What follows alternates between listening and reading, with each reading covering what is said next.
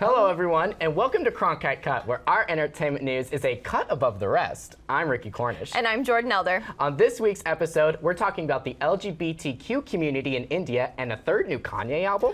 But right now, let's head to Brandon, who has the latest on the Joker's whereabouts. For many fans, the concept of a film centered around the iconic nemesis of Batman, the Joker, seemed impossible. But it's becoming more and more of a reality every day, and now earlier this past week, director Todd Phillips has taken to his Instagram to show the world the first image of actor Joaquin Phoenix as the Joker in the character's new self-titled film. The movie will also star a cast that includes Robert De Niro, Zazie Beetz, Mark Maron, and Brett Cullen as Thomas Wayne, of course Batman's father.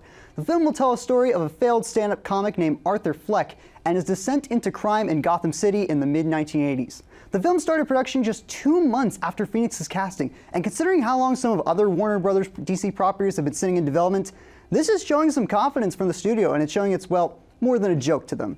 We'll have to wait and see when Joker hits theaters in October of 2019. I'm Brandon King, back to you guys in the studio.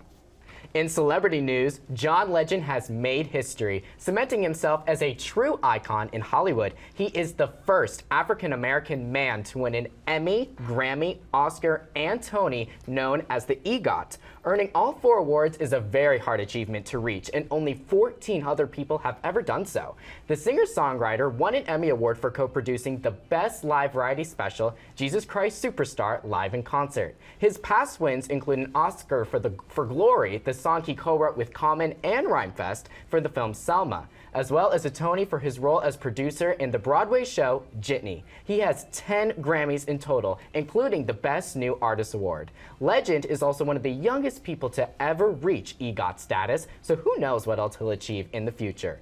One thing is certain, this legend won't be going anywhere soon. Jordan, what do you think of this legend? Well, first of all, I think that is so great. Yeah. And what an accomplishment, honestly. I do have to tell you, though, did you know that Legend is not his real last name? No. No, it's fake. And do you know, oh, he's married to Chrissy Teigen. Oh. What? It's a talented family. I wonder if they keep all of their awards on the same shelf. Yeah, honestly. I want to go to their house. A talented family, but we can't get their names right. That's okay. Now on to Maithili, who's got the buzz on some serious social change in India. Just 2 weeks ago, India decriminalized gay relationships with the abolishment of an archaic law under British rule.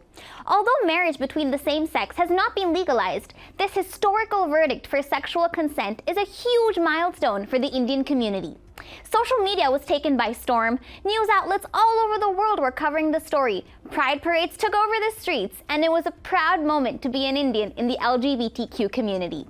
There has been an improvement in the representation of this group on the big screen, with Bollywood moving from stereotyping gay men as just flamboyant and extra in Dostana to a simple guy next door in Kapoor and Sons. Hopefully, this decision encourages more filmmakers in the Indian film industry to create more relatable stories. That's it from me. Back to you guys. Thanks, Maithili. I'm literally questioning everything I thought I knew, and so should you, because we've all been pronouncing celebrity names wrong. Ariana Grande?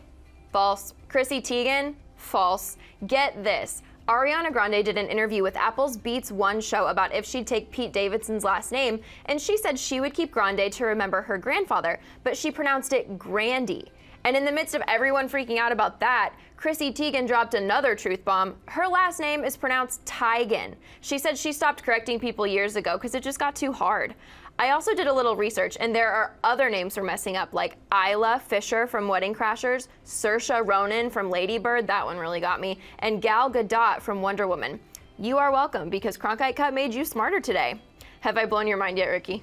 My mind is officially blown. I am shook. I got a haircut because I am bald after I heard about this story. It was just so crazy. The Saoirse Ronan one, I really didn't know how to say her name. I was like, Saoirse, that girl from Lady Bird. Seriously, my whole life I have said Ariana Grande Yeah. and Chrissy Teigen, and now to think I'd have to say Ariana Gran-dee, it just seems off to me. She says it Ariana Grande herself, but Gran-dee is how her grandfather pronounced it, so I understand wanting to kind of keep those ties. Right. I was actually talking to a studio crew member, Jake, before this, and he said that her older brother, Frankie, is the one who said we should change it to Grande. Oh, so that's a little interesting. interesting. Yeah. So who knows? A little interesting. So next we're heading over to Spencer, who will attempt to answer the question of what the heck is Kanye West doing? And by the way, Spencer, I dig the tie. Thanks, Ricky. You look even better. The second coming of Yeezus is upon us, and it's called Gran-dee. Kanye West tweeted what looks like to be an album cover along with a release date of September 29th.